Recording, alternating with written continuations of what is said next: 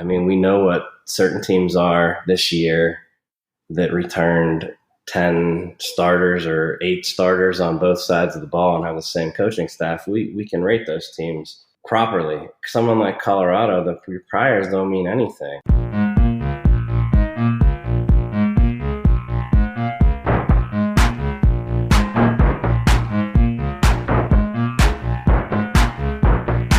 Welcome to another episode of the Football Analytics Show. My name is Ed Fang, your host, and on this episode, I'm thrilled to have Mike Craig on the show. He is a professional sports bettor. He also works with Right Angle Sports, and he was a panelist at the recent Bet Bash conference in Las Vegas. Among other topics, Mike tells us about how he handicaps college football and how that has changed this season. Mike also was kind enough to give us a college football bet for this week. And among other teams, we also talk about Colorado, because of course we have to, Penn State, and Miami. The Football Analytics Show is brought to you by the Power Rank Sports Betting newsletter. This is a free service that strives to be 3 things. 1, valuable. 2, concise. 3, entertaining. Every week, I send out 5 Nugget Saturday, my curated list of sports betting tips, analytics, and humor. If you're looking for action on any given weekend, this is the free service for you. To check it out, go to thepowerrank.com. That is my site for better sports betting tips through data and analytics. Once again, that's thepowerrank.com.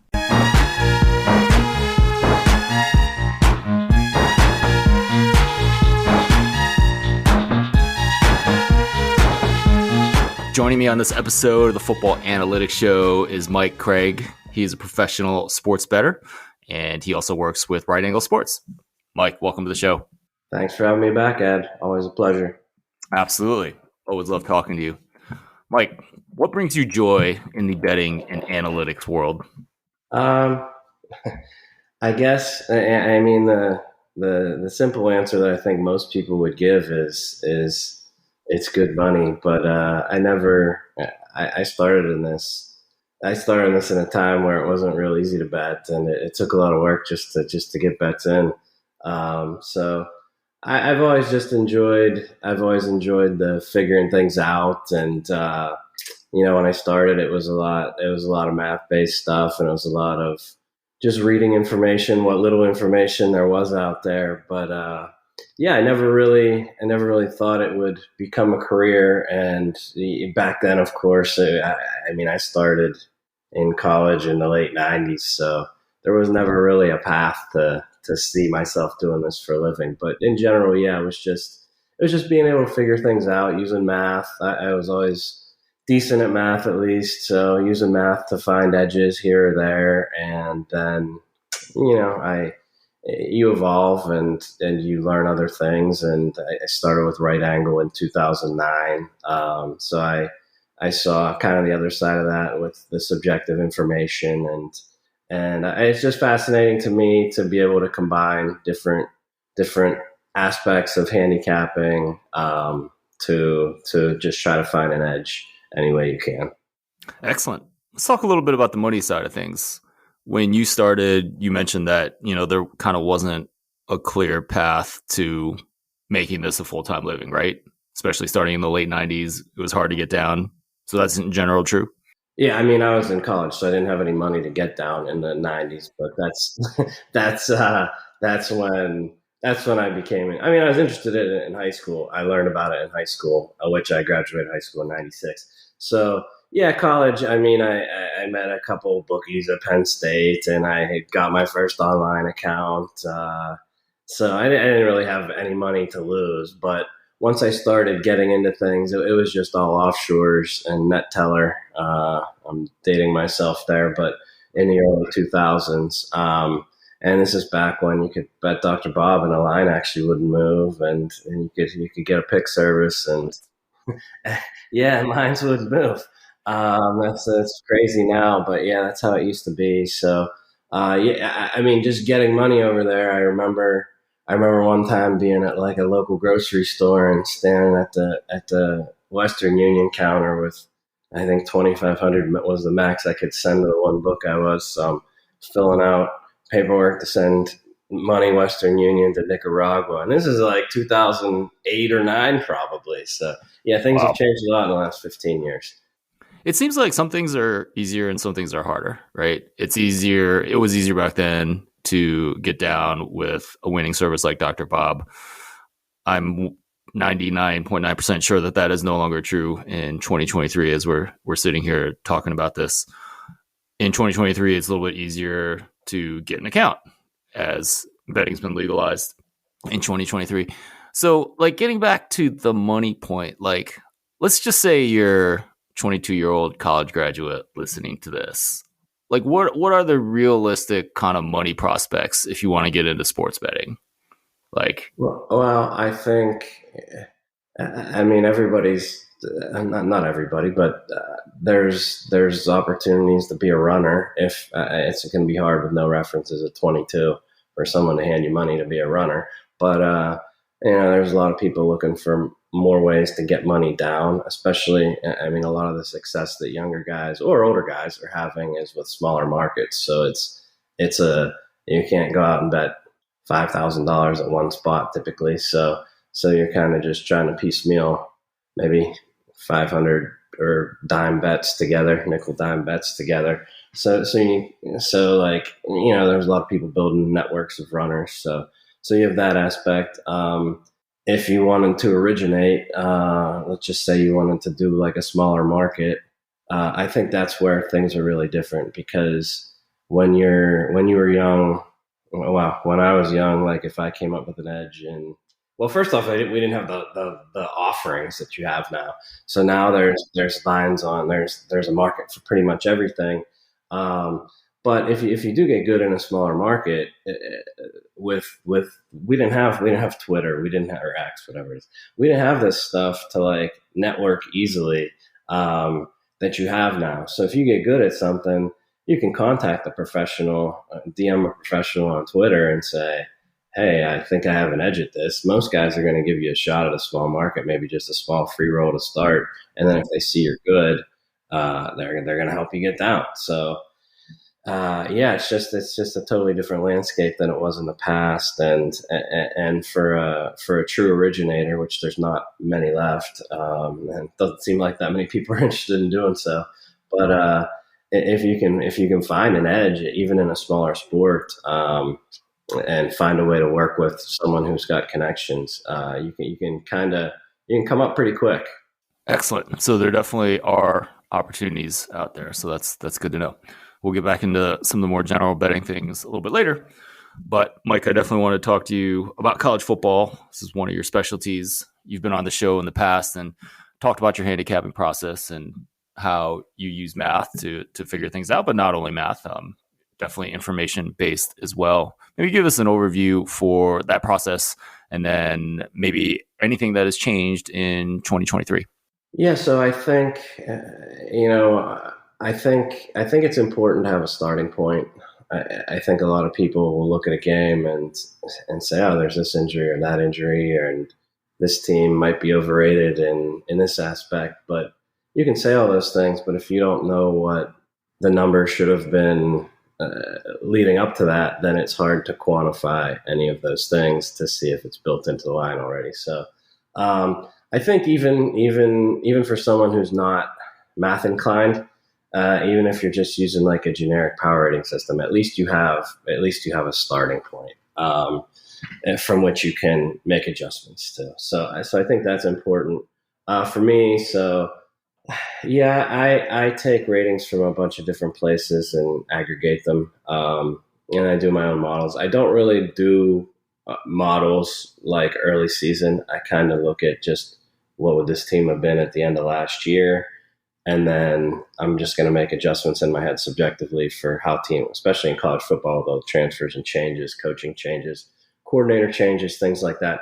There's always a ton of changes, and that's what you're really looking for. If every team stayed the same every week, then what are we all doing here? It would be easy. It'd be easy for bookmakers to make lines that were probably impossible to beat, even at -110. But yeah, so it's kind of, I guess the process is just early season, it's looking at a lot of late year numbers it's looking at last year's numbers, and I throw out the bowls in college just because they seem so meaningless at this point. But I'm kind of using a last year number and then just sort of looking at every box score and trying to make adjustments in my head. Once we get like 3-4 weeks in the season, I'll start to do projections with just this season data, and I'll keep in some of the last season stuff too, just the prior, and I'll gradually push that out of the model as the season progresses. But it's pretty tough. I mean, I think like for me, model wise, like later in the season, I don't feel like I have like a super refined model like Dr. Bob has. I feel like directionally though, I'm going to be correct. Like the line's going to move the way that I have, that the model shows most of the time, especially, if there's nothing else to consider, if there's no injuries or whatever, I'm still going to get movement my way typically. So, yeah, so I have that. I guess in terms of changes, I started back with RAS last year. So one thing I've never really took all that much interest in is the injury stuff and the subjective stuff. Not that I never took interest in it, but it was always the last thing that I wanted to do. So I guess the change for me with RAS is that that we have a team that's actively finding these things, so I don't have to like scour myself for some of these things. It's just kind of there. The guys we have to do a great job of digging up injuries and just being on top of philosophical changes for an offense or a defense, maybe things like that. So not much has changed. I guess it's just kind of more efficient for me with RAS with the information I get from the team there.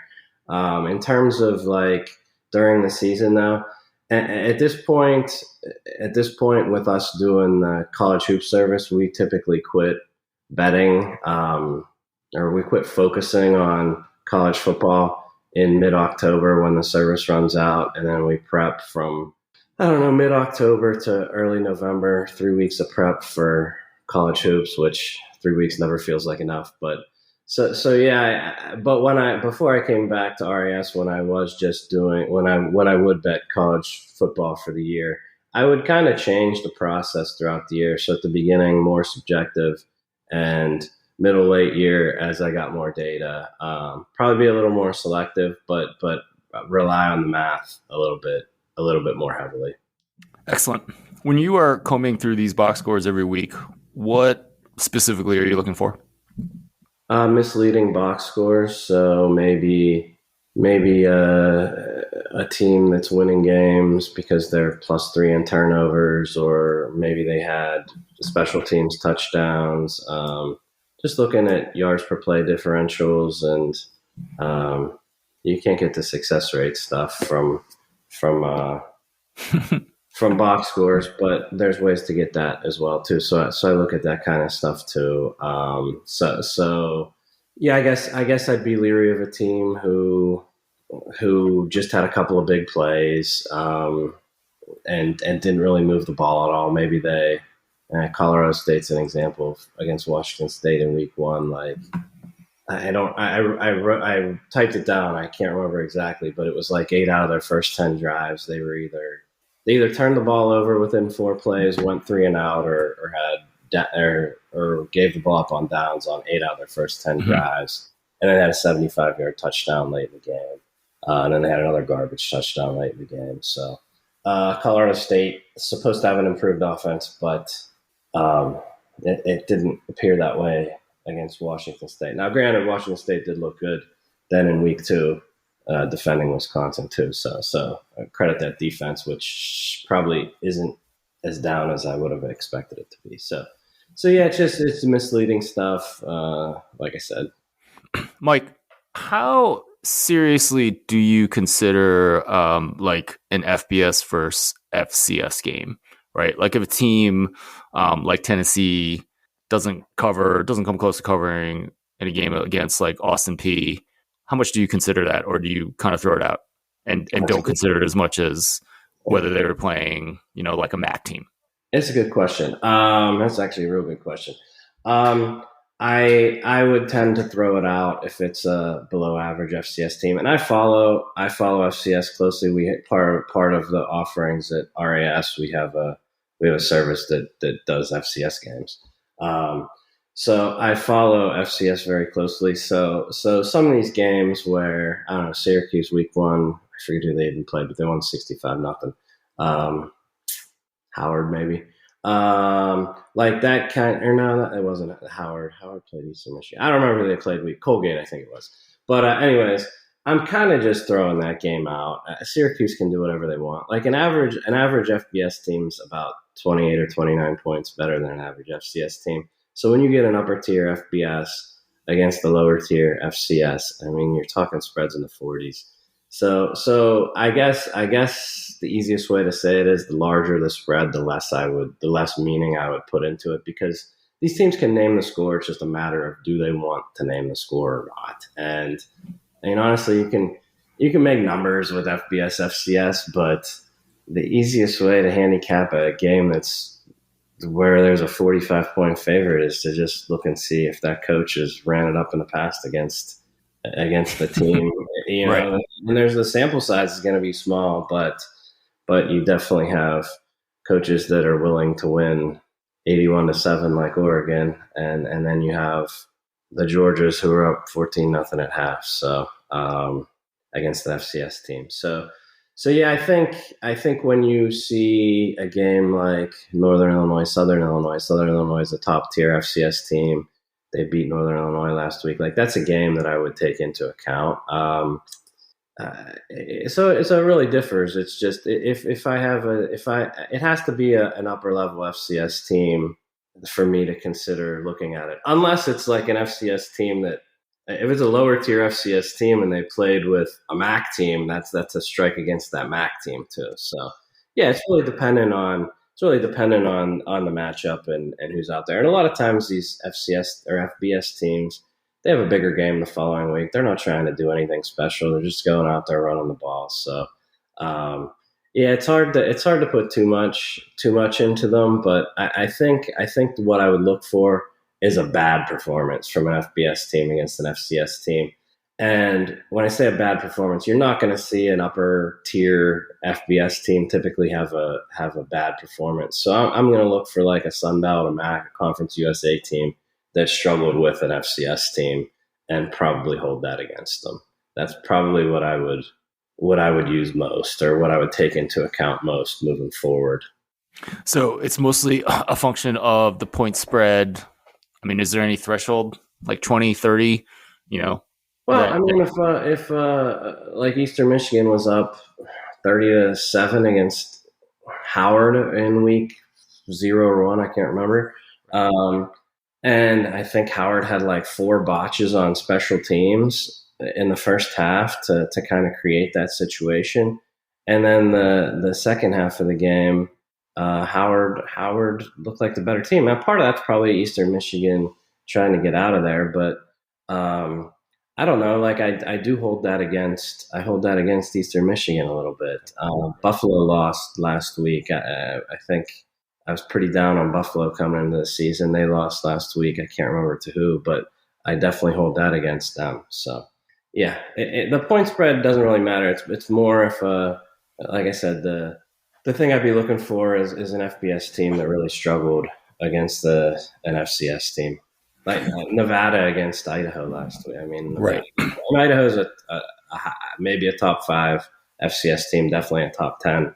But for Nevada to get blown out like that just doesn't bode well for them. Right, for sure. Definitely a team in free fall. When you're looking at FBS, FCS, is it a thing where, even if the point spread is big, you might consider like early game data and throw out garbage time? I would probably, in data, I would just get rid of a game that's super high points. That's a Right. super high. That's a big mismatch, I guess you'd say. Okay. I wouldn't really even. I would look at the box score and make sure it wasn't closer than it seemed. Like like the Clemson game last week. I know it was 14-14 after the first quarter, but that was not real. Like they outgained Right. Charleston Southern 650-80 or something like that at the end of the game. But I'm not going to give Clemson a bunch of credit for that. That's what they're supposed to do against a team like that. Sure. Mike, is there a week 3 college football bet you'd be willing to share with us? So we have late week service with RAS, so I don't want to give out anything. I'll give out a release that we did on Tuesday, just because I think it's still good at the current number. I really like our totals. I really like our totals card this week. One of the plays was Air Force and Utah State over 44.5 or 45. I can't remember what number we released that at, but I don't know. I don't want to go too deep into explanations, but there's a rating system that had Air Force's defense at number 10 in the country at the end of last year. I think that's crazy, and I don't think the market has them rated like that, but I do think Air Force's defense comes into the season overrated. You look at their schedule last year: Colorado, Wyoming, the Mountain West, just in general, horrible offenses last year. So non-conference, they had Colorado, who was a mess. Wyoming's conference game, Nevada. Then you have Navy, which we know the option thing, or I think everybody knows the option thing. When two option teams play, they adjust the total downward by 10 points now, and they all still go under. So they don't give up any yards in the Navy game. And they play Army. They don't give up any yards there. Another option game. Those two games were 13-10 and 13-7 last year. Then beyond that, your Mountain West schedules: Wyoming, Nevada, Utah State, who was a horrible offense last year, and that game was 34-27. UNLV, Boise, New Mexico was terrible. Colorado State, terrible. San Diego State, terrible. So, I mean, you read the Phil Steele magazine, and it says, oh, Air Force is going to be one of the best defense in the country. I think that's nonsense. So I had this using last year's data at like 50.5. So we're at 44.5, and Utah State looks like they're going to play faster. I hate to give Utah State, and you just talked about the FCS stuff. Utah State won 78-28 last week against a really bad Idaho State defense. But Utah State didn't return many starters on either side of the ball, but the offense does look better. Last year, the offense was really down. They had lost their top 3 receivers. Looks like they're going to be improved this year, and kind of philosophical change on offense. So, yeah, I think there's just a lot of upside to that. And like I said, the math showed a little bit of value too. So that's sitting at 46.5 right now. We released it like 40. I think it was 44.5 when we released it on Tuesday, but I still think there's some value in that one. Mike, I can't really have you on this pod and talk college football without touching a little bit on Colorado. They've been the talk of the nation, had a huge upset win over TCU, had a pretty convincing home win against Nebraska. I feel like for me, this is a team that is really hard to rate right now. I cannot move them up in my numbers fast enough to agree with the markets. How do you evaluate this team, and what do you see with Coach Prime and the Buffaloes? I think, well, I was down on TCU. I thought TCU was overrated all last year, which they pretty much covered every week. And of course not in the championship game, but they lost a lot from last year. And like you said, Colorado's a big unknown. I don't know what the number of transfers was. It was like 85 or something. It was insane. Yeah. So, yeah, it's pretty much a brand new team starting from scratch, but a talented team starting from scratch too. And you play what I think was probably an overrated TCU team, and they were able to throw on them. And then you play Nebraska. They were +3 in turnovers in that game. I actually like Nebraska in that game. I didn't bet it. But and we actually were going to release the first half under in that game as part of our late week service, but then it went from 28.5 to 27.5 before we got a chance to do so. So we didn't end up doing that, but that was just kind of a play on Nebraska, probably playing slow, taking the air out of the ball, trying to run against Colorado, especially in the first half. And then if they got down, maybe in the second half, they'd have to throw. So yeah, we wanted to do that first half under, and Didn't get a chance to do so, but either way, I did like Nebraska. I think Colorado's overrated. I don't think it's going to show this week. I mentioned Colorado State earlier being horrible offensively against Washington State in week 1 or week 0. I think that offense is still really bad, so I don't think they can, and they can't run it all, and that appears to be Colorado's big weakness. They gave up 7.1 yards per rush to TCU and then 5.4 to Nebraska. So if you can run on that team, you can keep them off the field and kind of wear them down and just don't let that offense get out there. And I think Colorado. I almost hope they blow out Colorado State, which I think is a real possibility, just so that it dampens the number that Oregon's going to be laying the following week, because I don't know how they stop Oregon. Right. Excellent. Yeah. So the fun thing about Colorado, I have no, I'm not betting Colorado State, because I do think Colorado is going to probably run away with it. But then they have Oregon and USC the next couple weeks. FanDuel, I think, has Oregon as a 14-point favorite at home in early line. And then they play USC, a team obviously with an explosive offense. I take it that you are looking possibly to fade Colorado against Oregon, USC, teams that are pretty good. I don't want to get too far ahead of myself, but yeah, I think if you have a decent pass offense, or I'm sorry, a decent pass defense, because Colorado does appear to have a high end passing offense. If you can defend that, I don't, and you can run the ball. I think they're in trouble against teams like that. And I mean, this is a team. If there was a week 0 line on Colorado and Oregon, I don't have it in front of me, but I'm guessing it would have been in the 4 touchdown range, 28 or so. So yeah, I think that sounds about right. I don't think it would have hit 30, but yeah, somewhere in the 20s for sure. Yeah, so I mean, I think 30 was a realistic possibility. You've probably got Colorado 10 to 14 points better than you did preseason. I think most people that are doing adjustments like that, that's probably where they stand at this point. So. Well, Yeah, for the way it's a team though that you have a 2-game sample size, and I don't know. It's a tough team to quantify. We learn a lot more every single week they play, and it's just I think you have to be aggressive in adjusting, but at the same time, I just look at these rush defense numbers and I say, man, even if they get behind USC or Oregon, those teams might just be able to run and run and run and run on them. I think that it's already a pretty remarkable accomplishment for Colorado to be a team that people like yourself who really know what they're doing were saying things like, oh, well, you need to be a certain type of team to even beat this team, right? This is a team that the market's rated in the 90s coming into the season. So I think that's remarkable. Yeah, it's amazing too, the eyes that are on Colorado. Like, I mean, who would have thought like the most bet look ahead lines are going to be Colorado? And I just talked to someone who I met at Bed Bash from Europe who does soccer stuff, and the first thing he said was, "Man, I can't wait to watch this Nebraska Colorado game this weekend." I'm like, "What?" So yeah, it's crazy when it's worldwide apparently. Yeah, it's kind of crazy. And like they are the 10 p.m. Eastern game on Saturday.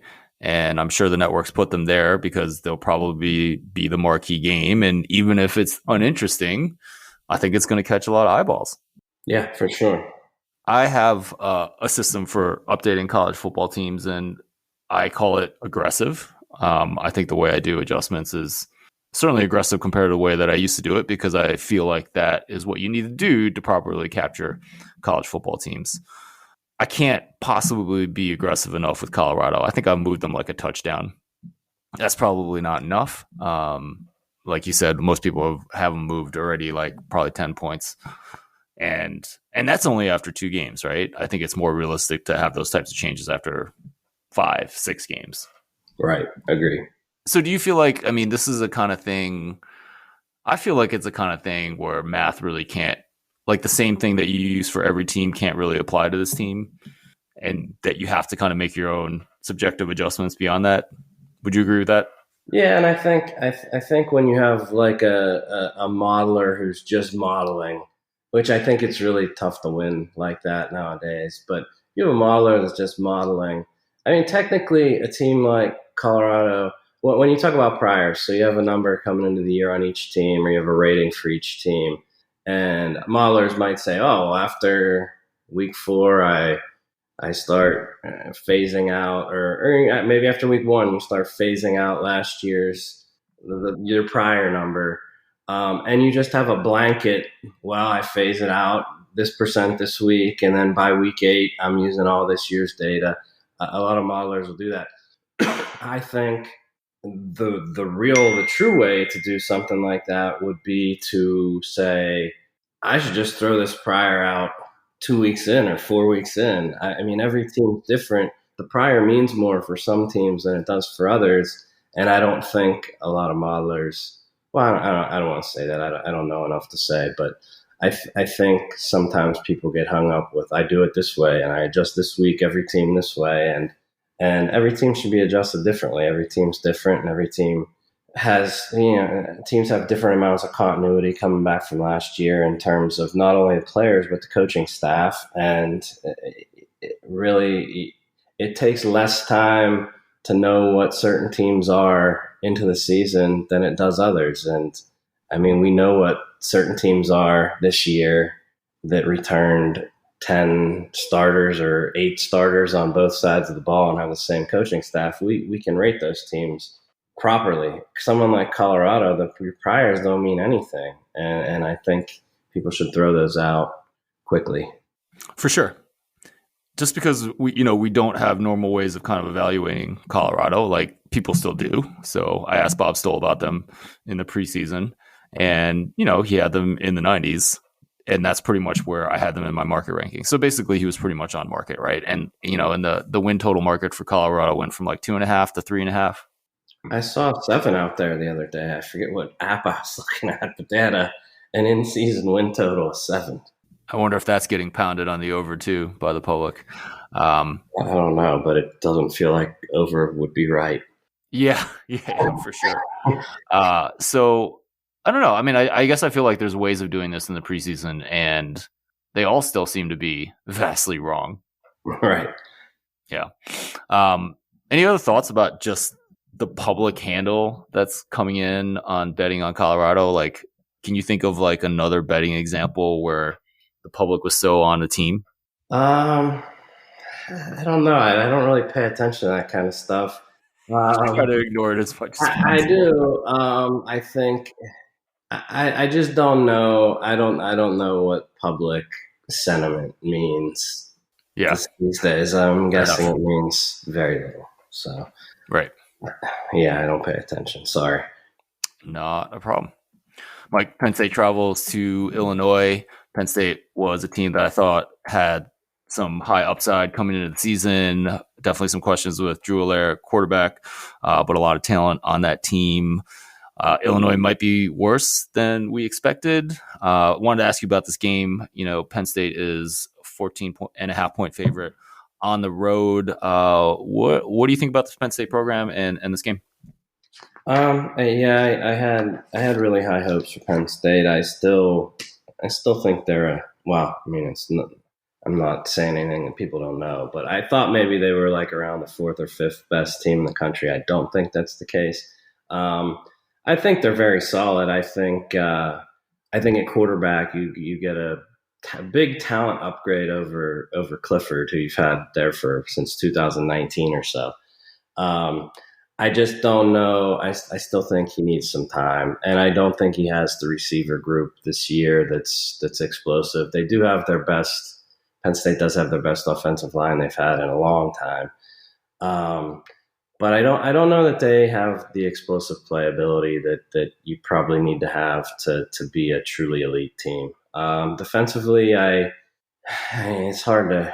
They gave up one big play to Delaware last week, but other than that, dominated. The week before, their numbers against West Virginia weren't bad, but West Virginia did move the ball a little better than I thought they would pregame. So Penn State in general, though, they're still a top 10 team. I just think, and I think they'll improve as the season goes on. But I think they probably are what most people thought they were coming into the season, maybe seventh, eighth, ninth best team in the country. Illinois looks really down defensively. Um, I don't know. I talked about Air Force earlier, playing a horrible offensive schedule, and here's Illinois' schedule last year. And they were, I think in your ratings, they were the best defense in the country. They were one of them. They were definitely up there. But they didn't have to play Penn State or Ohio State. They played out of conference. They played Wyoming and Virginia, two miserable offenses, and then Chattanooga, it was a good FCS team, but more of a defensive team. So three terrible offenses there. Then you had Iowa, Minnesota, Nebraska, Michigan State, Michigan State, Northwestern. Like I just in general, it's just I get it. They did great against those teams, and all you can do is adjust for the opponents they've played, and they dominated most of those teams. But you lose some important pieces on the defense. They really struggled against Kansas. Let me see here. I wrote this down. They were outgained 295 to 122 in the first half, and then I think they were down 28-3, and then Kansas kind of took their foot off the gas. But that was an ugly game. So I honestly, I mean, I don't really have an opinion on the game. Like I think the side's priced properly. I think less than 2 touchdowns, Penn State's definitely the right way. And I think somewhere between 14.5 and 16.5 is probably where it ends up closing. So total wise, I guess I'd be worried that Illinois offense looks a little better, but I'd be worried that Illinois offense can't. I think Penn State's going to score. I'd just be worried that the Illinois offense can't do their part to get this over the title. I have always thought that Sean Clifford was a very mediocre quarterback at Penn State. Never really seemed to get better, although he was certainly better than the alternative when he got hurt, whichever season that was. Does it shock you that he's the backup quarterback for the Green Bay Packers? No, I mean, I don't even know what his physical stature is, but a lot of that has to do with size and arm strength and those types of things. So, I mean, it doesn't shock me. I don't think the knock on Clifford was ever like he has no talent, but now you have a 5-star. The knock on Clifford was he'd have games where he was great, and then he'd have games where he couldn't hit a 6-yard slant. He was just very inconsistent. And I think I was very high on Penn State, and one of the reasons was I don't think Penn State trusted him because of his inconsistencies in the past. And I thought with a 5-star, I feel like eventually, and I don't know that it's there yet, I feel like eventually there's probably going to be more trust in the quarterback, and they're going to be able to do a little more offensively and trust the quarterback position to do more offensively than they could when Clifford was running the show. Excellent. Mike, can you give us a surprising prediction for the 2023 college football season? Yeah, I'm going to go out on a big limb here just because if I'm wrong, then who cares? But it's a big long shot. But for the national championship, so SEC, if you look at the West, Bama's got a loss, Auburn's got a loss, LSU's got a loss. So you've got Ole Miss, doesn't have a loss yet, but they're going to. They still probably. So everybody in the SEC West probably has a loss by the end of September. You got Georgia on the other side, who's probably who doesn't have an overly difficult schedule. So point being, I think SEC gets one team into the playoff. Big Ten, Whiskey has a loss already, and not that they were like a legit contender, but I was pretty high on them, generally speaking, to be a solid team this year. But Penn State, Ohio State, Michigan all play each other, and then you play the Big Ten title game. I think you only get one team, and Ohio State plays at Notre Dame. They've got some tough games, so I think you get one team out of the Big Ten, and I think it's Michigan. So I think you have Georgia, Michigan in the playoffs. Then you look at the Pac-12. USC, obviously. I mean, it's not that difficult to look great offensively against Stanford, and and San Jose State and Nevada. But don't get me wrong, it clearly appears to be the best offense in the country. They look unstoppable, but defensively, it looks like they still have big question marks. So you've got some decent teams in that conference: Oregon State, Oregon, Utah, USC. I don't know that anybody gets in there. Big 12, you've got some 5, 6, 7 decent teams at the top. So look at the ACC, and Clemson already has a loss. FSU obviously looks great. Miami, and again, long shot, but I was really high on Texas A&M, and Miami didn't dominate them, but Miami, they didn't have much trouble at the end of the day, I guess you'd say. The yardage was pretty even, but Miami had a clear advantage on a yards per play basis. That team is super talented. They really underachieved last year. They brought in Marshall's defensive coordinator, which Marshall had a great defense last year. So they bring in that coordinator.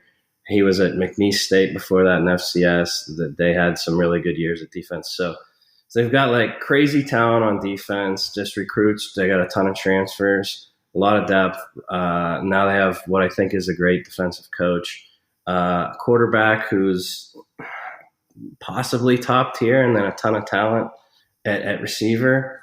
If you adjust, Miami probably comes into the season in the 30 to 35 range, I'd say, in terms of rank from 1 to 133, if you ranked every team. Sure.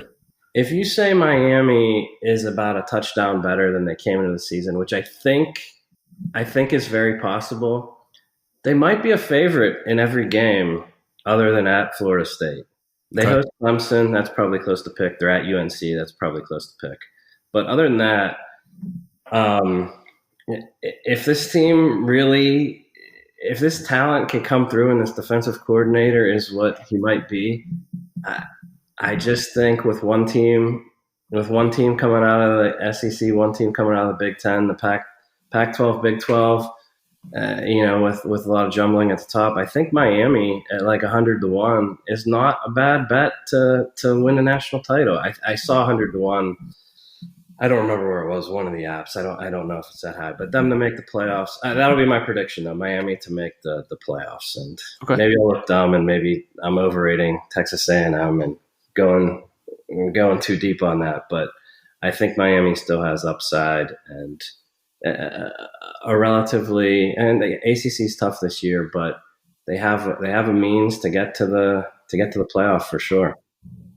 Do you feel like Florida State's going to fall off and that's going to help Miami get in, or do you feel like I think they could both get in, even if Miami? Well, I guess Miami would have to beat Florida State once because they would play them in the ACC title game because they changed the way the ACC works. So it's just the top. It's not two divisions. It's just the top two teams play this year. So if Miami goes in there, if Miami has one loss and Florida State's undefeated, then they would play that game. But Miami at one loss, if they would win the ACC title game, would get in. And then, Florida State.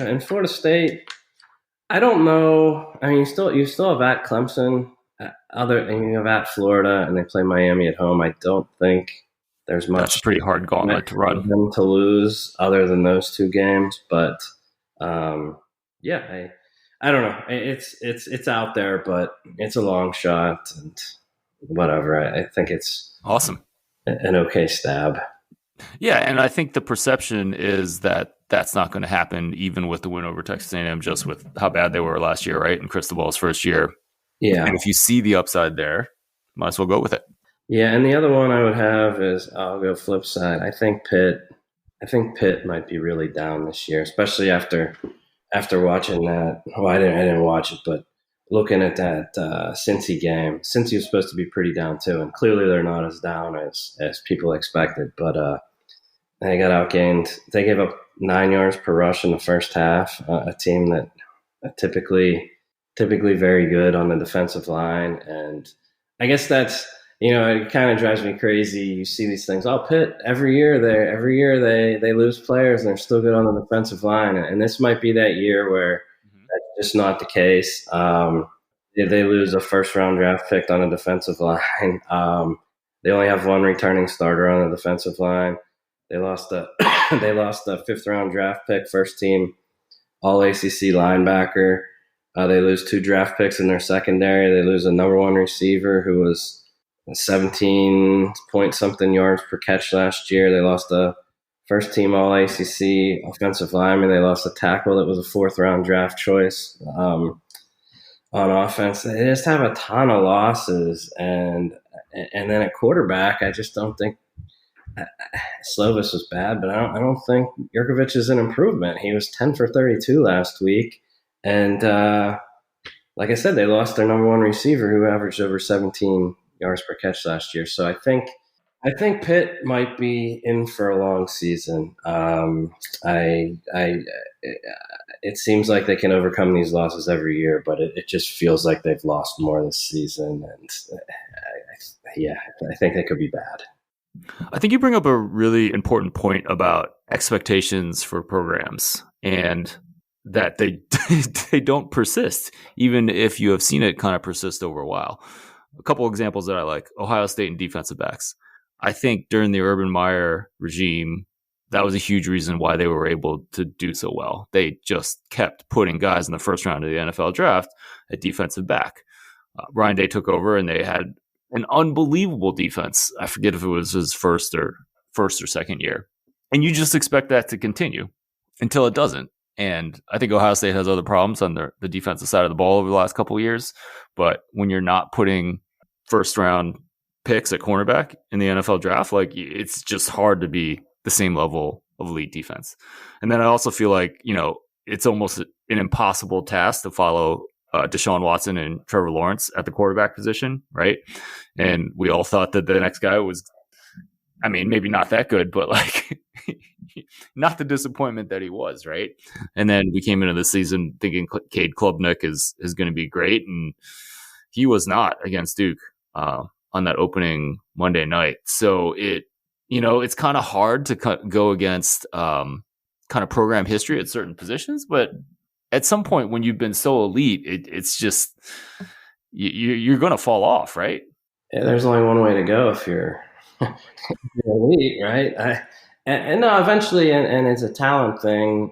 The Pitt example is just a talent thing. You lose, I don't remember how many draft picks I named, 6 or so, and then a couple All ACC first team players. Like, that's tough for unless you're the top 10.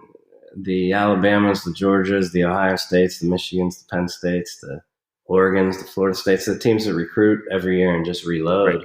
If you're Pitt, those are enormous losses to attempt to overcome.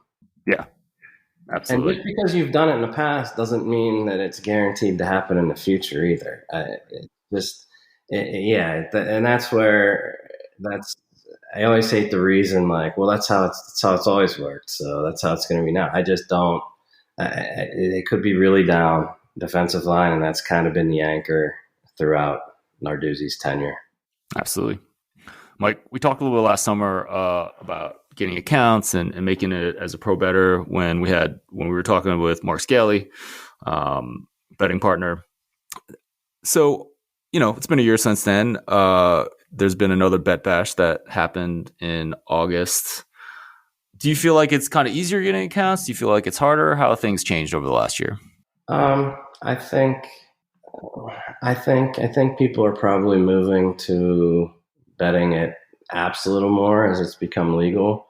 Because anybody can sign up for an app. I guess the hard part of that whole thing is it's hard to put in 5 bets at some of these places without seeing your limits go from $2 to $2.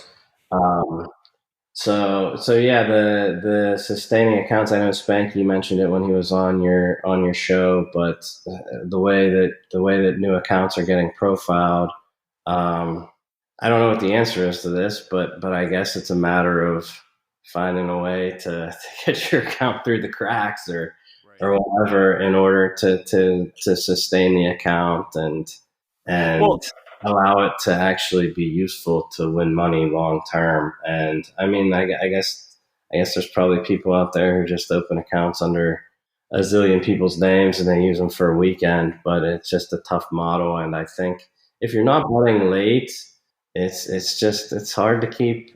I mean, forget about betting Steam. Like, of course, betting Steam is tough in any app to keep an account, but betting early, if you eventually get line movement, it's gonna eventually have the same effect. If you're beating markets, if you're betting smaller market type of stuff, same thing.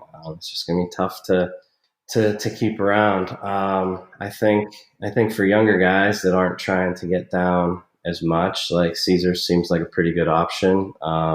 Eventually, if Caesars finds out you know what you're doing, they're going to move the line when you bet. But if you're only trying to bet at one spot for a nickel or a dime or less, then that's not really an issue for you. So, Mike, I wanted to ask you, or actually, I want to talk about the Spanky thing. So he talked about he really likes the way things are going at DraftKings. He's found a way of tricking the algorithm so he can bet a lot.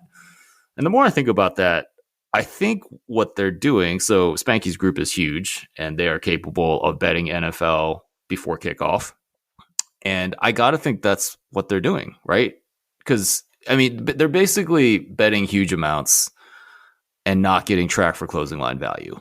And I feel like the way to do that is to bet the NFL right before kick for huge amounts, which they can do, which is great. And I'm glad that he's keeping those accounts alive. But that's not something that someone who wants to bet props on NFL props on Thursday can ever do and get away with, right? Right. And I mean, I don't know what the Spanky operation does in detail. I'm not going to sit here and. I mean, that's just my guess, right? But, like, what else can it be? How else can you keep a DK account alive right now? Yeah, I think betting late and not showing closing line value is probably, and it's the bigger the bettors get, the more important it is to not show closing line value and kind of be quiet about everything, just for sustaining accounts and being able to bet at the same spots. I think that's kind of the operating procedure for these bigger groups is to do things as quietly as possible. I don't know how. I mean, I guess it takes an enormous amount of skill to be able to beat NFL or even any of these major markets on game day are extremely difficult. I think it's not like it used to be where you didn't see movement. Like you see these markets move so early in the week, and I mean by Thursday in college football, I feel like you've got a very efficient line. So yeah, I think it's really difficult, but I do think that things have moved towards the apps and playing in person at the legal outs as opposed to the old school paperhead bookies. I know there's a lot of stiffs happening now, or at least I've heard of a lot in the past year or two. And a lot of people are winning at smaller market things. So if you think about it, like if you're a bookie and you see somebody betting, I don't even want to say that. If you see them betting a bunch of small stuff into your account and you're not giving them any NFL or NBA or MLB, whatever, like if you're just pounding them with small market stuff, you can't keep accounts that way. And no bookie. I always say, like, if a bookie has gotten to the level where they can book 2-dime bets, they're probably smart enough to know that if you're coming in and betting props and AHL hockey and I don't know, Russian or KHL soccer, darts, whatever, lacrosse, they're probably smart enough to know that they should kick you out if that's all you're betting. And it's just hard. It's hard to sustain accounts. And I think people want to go in and bet as much as they can on a prop, and that's okay. But it's if you don't give them any other action other than small market stuff, it's going to be really difficult to keep accounts. You were mentioning the stiffs. Do you getting stiffed out of money? Is that from bookies that have these paperhead PPH accounts? Yeah, I don't really deal with anyone directly. Like I mean, part of being with Right Angle is, I mean, we've we've essentially, with how the business has grown in the past few years, we've essentially said like, let's let's not forego betting. We're still betting a lot of stuff outside of what we release, but we're trying to release the best stuff we have, and we're saying like we're sacrificing betting these games because number one, we know we're not getting stiffed. We have subscribers who are paying for the plays, so there's no pay and collect on those plays, and I mean, I think it was Ed was on maybe Ed on Circles Off. Like, if you're making X amount per pick, you can say, well, it's kind of and you know what your ROI is typically. You can kind of say, well, that's equivalent. Us making X amount per pick is equal to us having, 30,000 or 50,000 or 100,000 a game bet wise. So, and there's no variance though. Right. And I mean, obviously, but the variance is if we put out a losing product, the subscriber rate goes down significantly the following year. That's probably but there's variance year to year. Right. There's not variance within an individual year. So yeah. Well, and is that I doubt that's something that Ed Golden at Right Angle worries about in 2023 with the size of his team, right? Like the selling picks business should be pretty steady from year to year. Yeah, it should be. I mean, we've had a couple of good years. We're at like 54.8 this year so far. So hopefully we can. We had 64 the last 2 years. I didn't expect to do that again this year, but hopefully we can get up. Our goal is always 55 to 58, somewhere in that range. We feel like that's a realistic goal for college football that everybody can profit from. So hopefully we have a few good weeks in us here and can get up into a little better percentage. Mike, you also mentioned that there's not many originators these days. What exactly did you mean by that? Well, I guess I'm just taking this from Bet Bash. So just the people you meet, and this isn't a criticism, but most people are top down, or most quote unquote. I feel like that's like the most overused term nowadays. Like everybody's top down, but everybody's top down, and people want to move money, but there's not. It doesn't seem to me like there's very many people that are interested in like truly originating like a bigger market, and it's kind of a copycat business, and it has been for a while. It's everybody kind of knows what everybody's doing, and everybody's intermingled in some way or another. So I feel like, I mean, I hate to say there's no originators, because I think a lot of the younger guys maybe were in daily fantasy and came over and do props, and there's a ton of guys that have been successful doing props. I don't want to take anything away from them. That's true origination, but just doesn't seem to me. I didn't meet anyone that's like, oh man, I really want to get into originating college basketball or college football. Like it was props, and it was I can help you move money, or it was just smaller things. So yeah, I just didn't meet many people there that I felt like the people that I met, and I'm not. This is not a criticism. I feel like with the money that's involved now, people more get involved because they see dollar signs rather than they actually like doing this. And I think it's easiest to help people bet to make money, because you can do a multitude of sports. It's really difficult to originate more than one sport, especially simultaneously. Like you might be able to do multiple sports throughout the year, but it's really difficult to say, I'm going to do NFL, NBA, and NHL all at the same time and be successful. Like it's not even, I don't even think it's possible. But if you're helping people move money, maybe you get lacrosse from this guy and soccer for MLS from this guy, and college football derivatives from this guy, and you have less variance in your bankroll. You're going to be able to get more volume, and you're just going to be able to grow quicker. So I don't think it's a dumb thing to not originate, but I do think it can open doors for you quicker than just moving money. For sure. So, yeah, I mean, that was kind of my last question. Like, that sounds like there might be opportunities for someone who's bold and good enough to try to originate a major sport like NFL, college football, I mean, baseball. I don't think anybody's gonna cut their teeth on any major sport. I think if you get into this, you have to. It has to be a smaller sport, and people would probably be surprised if you did start at a smaller sport and got connected with the right people. People would probably be surprised at how quickly you can come up. I mean, I met a couple people at Bet Bash that I was like, man, congrats on the success so early in life. Like it's incredible to be mid-20s, and it's incredible to me to be mid-20s and have to see people that have like six-figure bankrolls that are 23, 24, 25 years old. And these are people that are originating, or are they moving Yeah. on? Yeah. Yeah.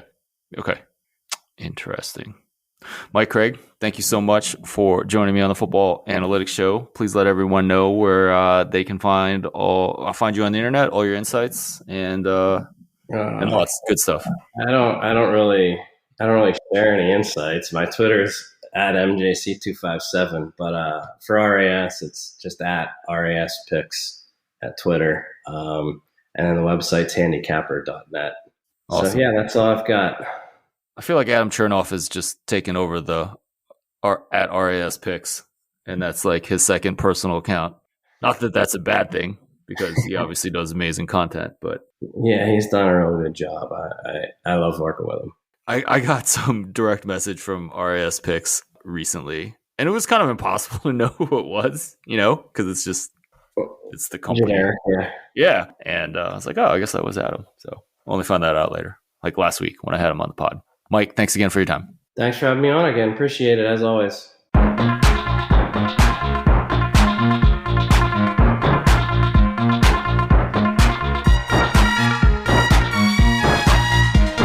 My name is Ed Fang, your host for the Football Analytics Show. Thank you so much for listening to my conversation with Mike Craig.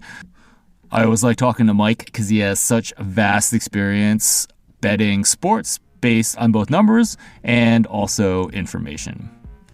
Just a reminder, you can get my free email newsletter if you're looking for some action on any given weekend. This is the service for you. Check that out at thepowerrank.com. Once again, my name is Ed Fang. Thanks again for listening, and I'll talk to you again soon.